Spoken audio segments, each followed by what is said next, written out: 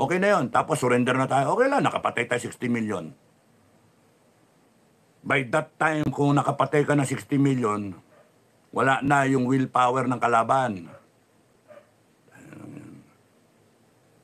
Paano tayo lalaban kung yung armed forces natin lalabing-dalawa yung fighter jet, tapos titipid na tipid pa tayo.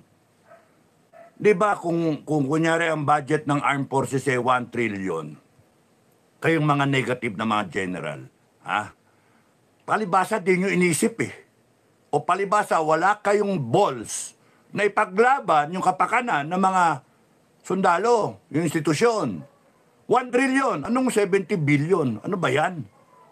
Tapos yan, kinakaya-kaya kayo, mumudmuran kayo para kayong aso. Bigyan kayo buto-buto.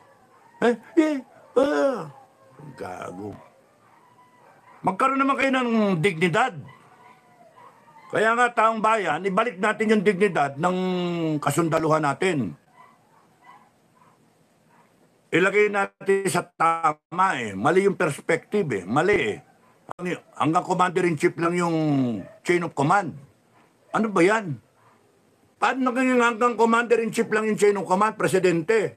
Yung naghalal sa kanya, nandito Ano chopwera tayo? Tratado pala kayo Kami nagbabayad Loko-loko. Kami nagbabayad sa lahat ng yan Presidente, Vice President, Senator, Congressman, lahat ng institusyon. Sino ba nagbabayad?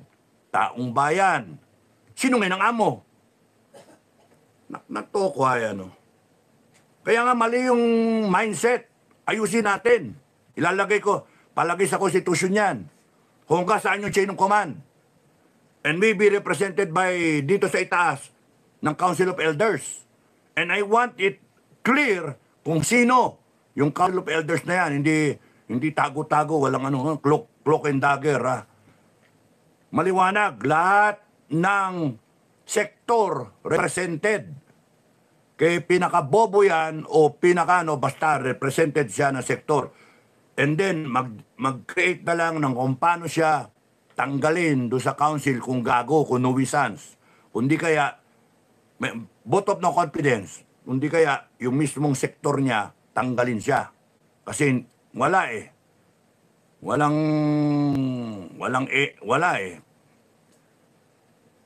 At kung meron tayong dapat kurikin natin yung culture of corruption Mali talaga tayo Maling-mali yung natin, kultura natin Ano ba para sa akin dyan? Yung ganun ba?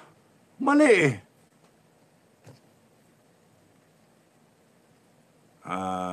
Kaya ayoko nag-vlog kasi nakakainit ng ulo. Okay, meron pa isa.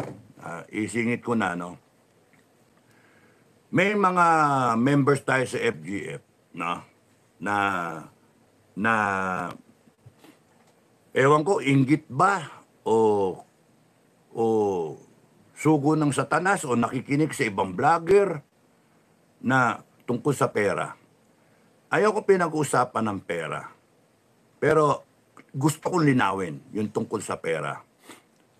I want it centralized. Yun yung policy ko sa FGF. I want it centralized. Kung sino man ang gustong magbigay kayo is voluntary. Walang minimum, walang maximum, magbigay kayo. Ayaw namin tumanggap sa mga politiko at sa mga negosyante para wala kaming utang na loob. Utangin na nyo. Wala kaming utang na loob.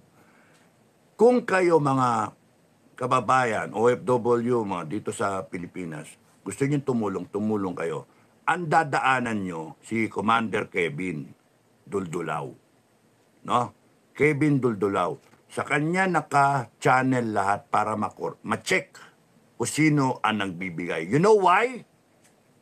Para ma-record kung sino yung nagbibigay at kung magkano yung binibigay. Kung pwede, huwag kayong dumiretso kahit kanino. Kung nag-specify kayo, ibibigay nyo sa akin o kaya kay Commander Bukay, specify diretso kasi kami gusto nyo tulungan. Specify ninyo. Pero sabihin nyo pa rin kay Kevin. Para may record. Because I want it all accounted. Ngayon, Papasok doon, kaya nga walang gustong umawak ng pera. Si Bukay, ako. Pero pagka walang hawak ng pera, sino hawak ng pera? That's why tinanggap ko, ako na. Nag-open ako na account under my name, that's temporary, until such time na I see it fit na pwedeng ilagay sa isang committee yung pera. But right now, ang isip ko ay ayokong i-disperse yung trust and yung accountability kahit kanino. Okay lang ako sa accountability kasi kaya ko. Kahit umabot pa ng trilyon yan, kaya ko. Kasi hindi ako kayang bilhin na isang sentimo wala ko ninako sa gobyerno. Kung ano man yung allowances na kukuha ko noon sa gobyerno, yun lang yun. Walang labis, walang kulang.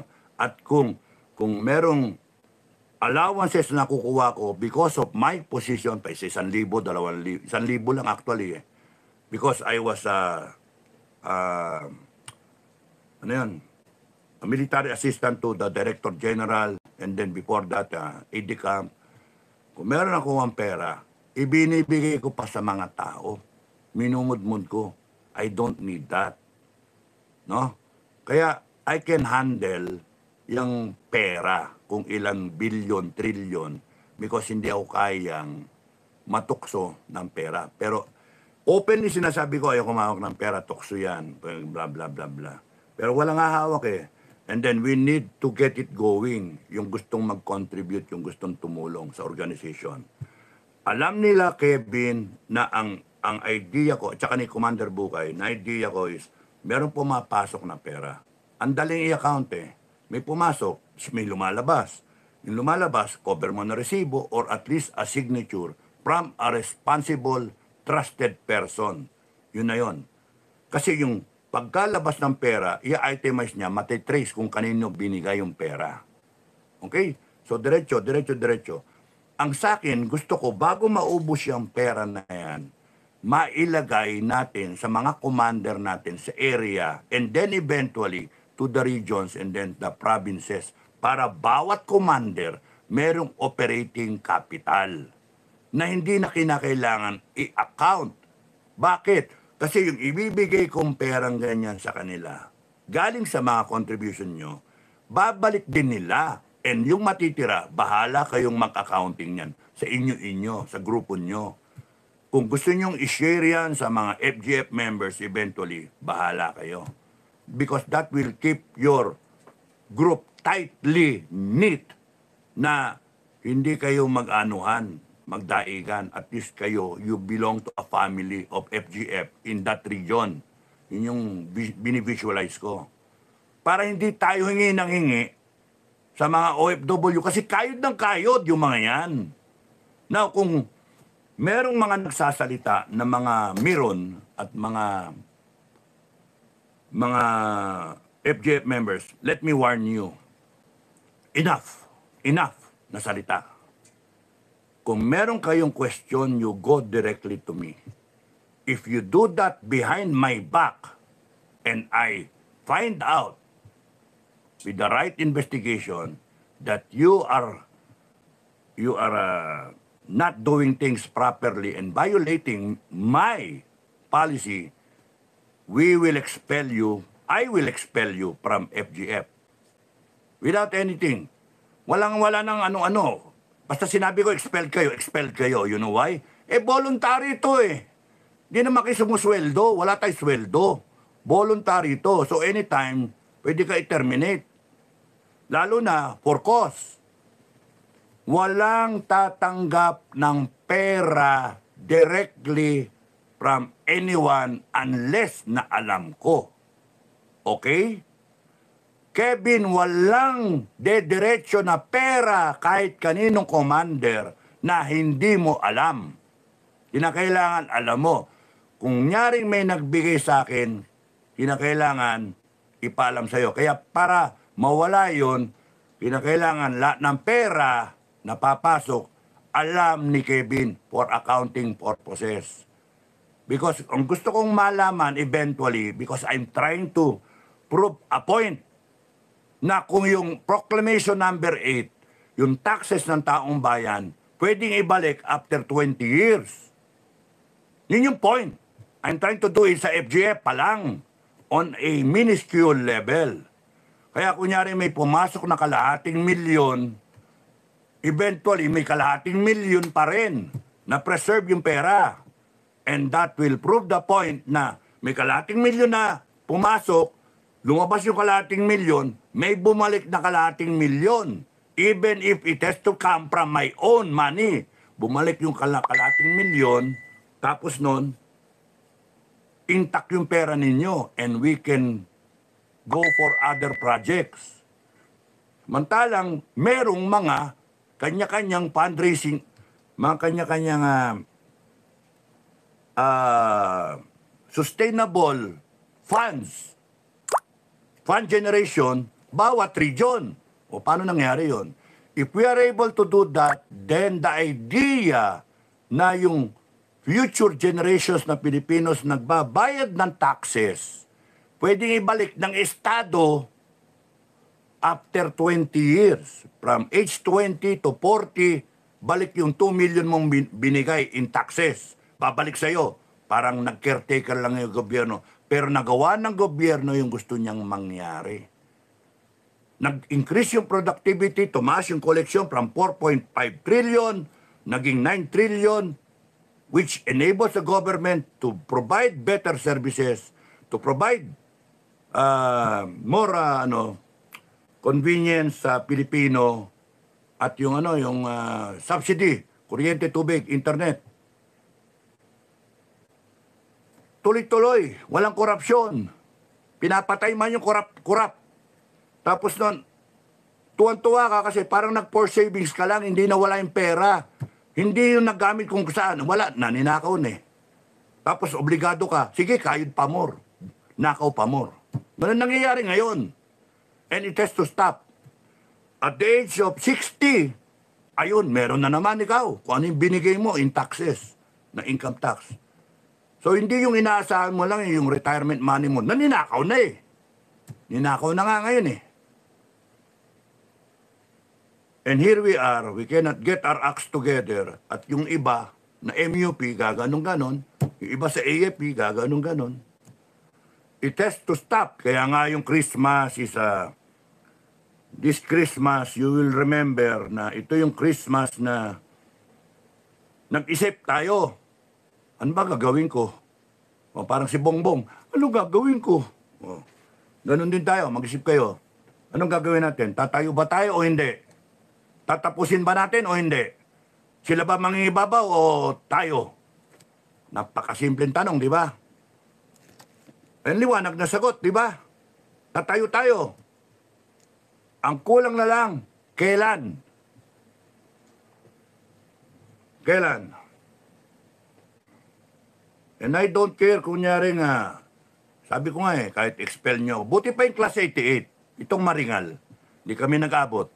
Hanggang 86 lang ako kay Bato. 88, binanatan si Wilkins. Tumayo yung klase para kay Wilkins. Pucha, ganyan sana. Sabi ni Bato, yung klase niya, he's throwing in his class to support Wilkins. Kayang gawin ni Bato yun. Ako hindi ko kayang gawin eh. Kasi alam ko yung klase namin, ewan eh. Merong pro sa akin, may pro kay BBM. Paano? Nandun si Ed Anyo, nandun si Popong Felix. So, ewan ko, nakalimutan na ba ninyo kung paano tignan yung tama't mali? Ang tapos i-issuehan nyo ko na yung nakaraan ko. Ano nakaraan ko? Ay, nako. Kayo merong nakaraan, hindi ako. Kasi ang tagal nyo sa serbisyo. Nag-retire kayo sa serbisyo. Kahit paano nakinabang kayo. Ako nga hindi nakinabang eh. Imagine yun, uupakan pa ako ng personalan. Hindi tama yun, hindi tama. Ngayon, kahit personalin nyo ko, hindi umaalis yung issue. Ninanakawan tayo. Magiging komunista tayo. Magiging bangag yung bansa natin. Narco-communist. Plundered state. Oh, wala nang pere. Plundered. Narco-communist plundered state na delikado pa sa gera. We cannot defend ourselves. Puta na, zero budget sa PhilHealth. O di, kawawa Pilipino. Tapos iyak-iyak kayo pagka kayo nagkaroon ng sakit. Galit lang kayo, hanggang gripe na lang. No, tama na yung gripe, tama na yung griping. Lahat ng kabalyero, tama na yung griping. Lahat ng MUP, tama na. We have to stand up, we have to decide, ano ba talaga ang gusto nating mangyari sa buhay natin? Gusto ba natin ang Pilipinas habang buhay ganito? Mamatay tayo ganito? Will we go out into the night na ganito na? Wala na pag-asa. Kanya-kanya na lang tayo. Di bale, sabi na kung sabi, enjoying naman. Or will we stand up together, united, feeling what the Filipino people are aspiring for, hoping for, and we will defend them, defend the Republic, defend the aspirations of the Filipino people. Yun yung tama eh. Regardless of your differences, regardless kung 4-star ka, regardless kung private ka, regardless kung instructor ka, professor, o janitor, lawyer, judge, o criminal ka. Pwede ba for once we come to that common ground, Pilipino ka na matino, and you stand up for your country?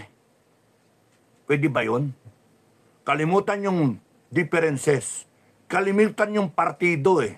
Kalimutan yung political beliefs eh. Ang isipin mo lang, Pilipino ka.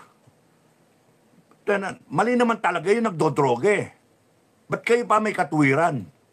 Mali naman yung nagnanakaw. Eh, ba't kayo pa yung tama? Kayo pa yung mag-imbestiga? Kayo pa yung magkocontempt?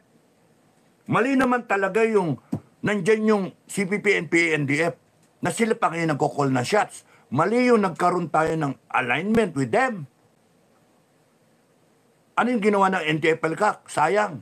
50 years na yung 25,000 na NPA, hirap na hirap yung armed forces, and then nung napababa ng 1,800 na lang yung armed group, wala na dismantle yung mga front, guerrilla front ng NPA dahil sa NTF-ELCAC. And here you are again. Nandun na sila sa gobyerno, wala na yung armed struggle, nandyan na sila sa political struggle. And anytime they will have a president or a leader or a parliament, a prime minister, but we are communist. And they can ask the help of communist countries. That's the danger. And then pinalalabas ninyo, mga Duterte, sila yung maka-China. Anak ng toko, ano ba mga naratibo meron? And kaya nga we have to stand up to finish this. So, balik ako sa pera. Tapusin ko na yon. Walang tatanggap ng pera sa FGF na diretsyo galing kung kani-kanino. Walang tatanggap. Linawin ko na. Anyone na may kinausap, yung mga commander, magsabi kayo sa akin o kaya kay Commander Bukay. Commander Bukay, isa lang ang standard natin. No? Walang hihingi ng pera kahit kanino because it will reflect sa grupo natin. Bakit tinakailangan nakacentralize yan para ma-account yung pera? The moment na kung saan galing yung pera, wala nang accounting at papasok yung taking advantage sa mga nagbibigay. You're taking advantage. Malaunan yan, uncontrolled na yan. Hingi na lang na hingi, parang linta. Kasi nakikinabang. Kunyari, binigyan nyo ng 10,000, binigyan nyo ng 20,000. Ay kung saan nyo ginamit. Malay nyo, magkirida pa yan. Mambabae. O malay nyo kung saan nyo ngagay, kung ano ang excuse sasabihin para sa FGF yan. Eh hindi naman nakatikim yung FGF. Di ba mas tama yung sinasabi ko na centralized, mamomonitor ko, ibibigay ko sa commander, ipapasa namin. So may responsible, accountable person yung commander na yon. Area, regional, provincial. Sa kanya binigay, sa kanya pinareceive, sa kanya ko inaasahan, babalik yung pera, 50, na-preserve. Pero may naiwan doon, umiikot na, going concern. Nag-buy and sell ng palay, nagpatanim ng biga ng palay, ng fish pond o whatever na regenerating income. Yun yung habol natin. Because when the commander has a regenerating income, from 50,000, then 50,000, then 50,000, palaki siya, palaki, then 100,000 na, niroroll lang niya, 200,000. He has the capacity to sustain yung organization niya in his level. And that would be nice. Pero kunyari, diniretso nyo, kung kani-kanino, you are trying to destroy the organization. At baka, itong mga nagbibigay, sana hindi, kayo ay sugo ng demonyo, ng kabila, to destroy the organization. Para magkaanuhan. Mga guerrilla commanders, no? Let me remind you, tarantado ang kalaban natin. Demonyong kalaban natin. And you shouldn't fall for the trap kung pera-pera. That's why I want it centralized. Because at my level, at the level of Bukay, alam namin, I am submitting every month, every fifth of the month, kahit may sakit ako. Putragis yan, kahit may sakit ako, bumangon ako. Pumunta ako ng bangko, kawawa yung teller, nahawa sa akin yun. Buga ako ng buge. Tapos nun, ubo ko ng ubo. Siyempre, nag-escape sa mask ko yung ibang mikrobyo. Nahawa yun sigurado. Tapos nun, nagpakuha ko statement of account. At para, ang pangako ko kasi kay Commander Kevin, every fifth of the month, magbigay ako ng statement of account para ma-account yung pera. Para alam kung magkano yung pumapasok at magkano yung lumabas. Yung lumabas, I have to account that. Bukay has to account that. Kasi sa akin, bigay lang ako ng bigay kay Bukay. And yung resibo, lahat, hawak ni Bukay. Walang kaso yun sa amin dalawa eh. Kasi magpatayan lang kami dalawa kung isa sa amin kurap eh. Pero ako, I can cover that because yung sarili kong pera, pwede kong itapal to protect Bukay, to protect myself, to protect yung money intended for FGF. In the end, what will happen, and it will surely happen, is that kung ano yung pumasok na pera para sa FGF, ng contribution ng ating mga OFW, nagamit na para sa mga activities natin, nagkaroon pa tayo ng sustainable, regenerating na income capability ang bawat commander. Hintay-hintay lang, una-una lang.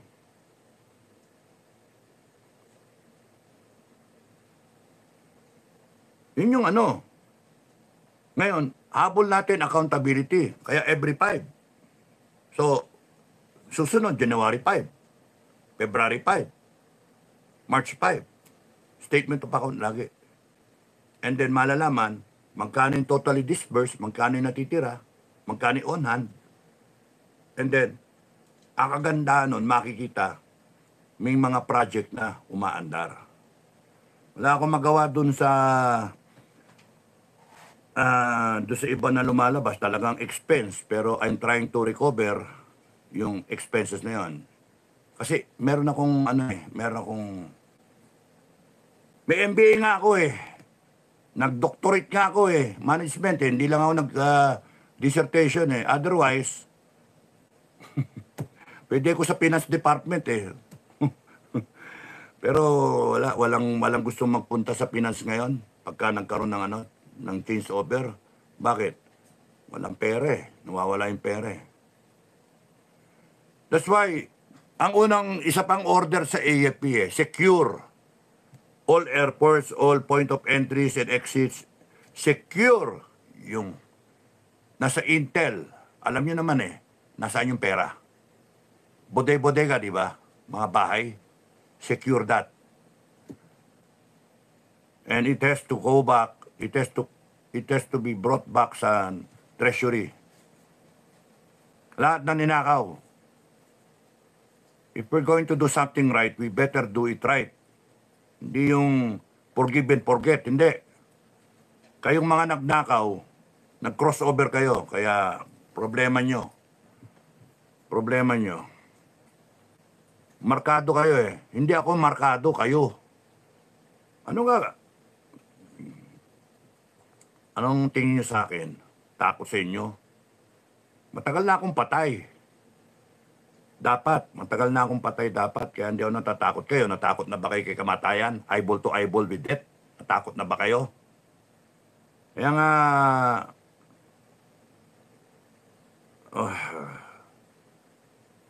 Hindi tama yung ganyan na kayo nagnakaw, kayo nagkamali sa taong bayan, kayo pa yung may katwiran ngayon. Aba, anong klaseng utak meron yan? Anong utak meron kayo? Kayo na nagnakaw. Kayo pa yung gagamit ng konstitusyon para upakan kami, para kami pa yung mali. Destabilizer? Hindi. Kayo ang destabilizer. You have destabilized the country to the point of bankruptcy. You are the threat to national security. Kayong lahat. Kaya nga kami tatayo Nananahimik kami. Saka nakakita kumpanya na yung board of directors laging tatayo, may problema. Bihira yun. Ngayon, ang Pilipinas is in grave danger of bankruptcy, of crime, droga, of becoming a communist country. And here you are, relaxing kayong lahat. Kaya nga mga MUP retired, mga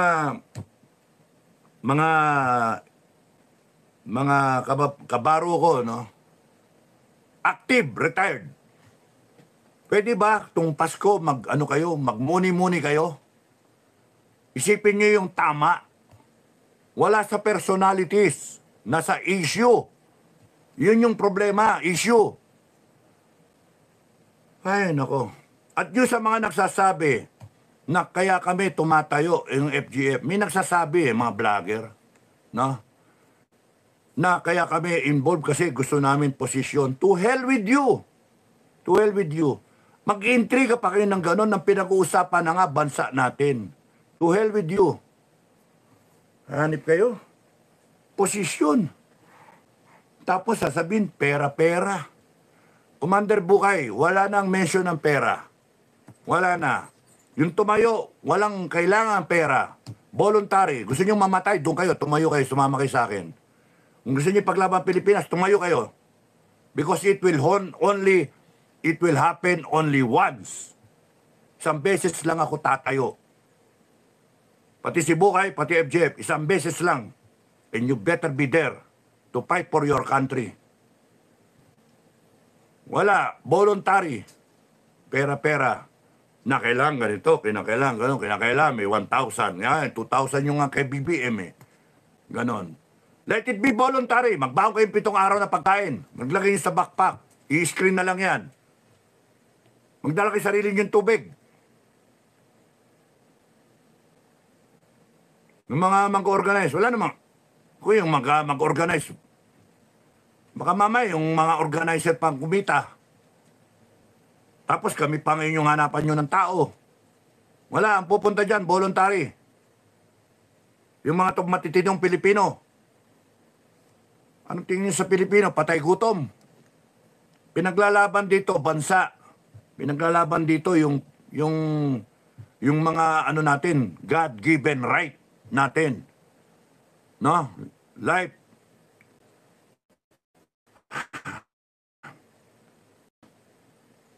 Right to due process. Life, liberty, property. All power emanates from the people. And yet, we're griping. We are helpless. Why that feeling of helplessness?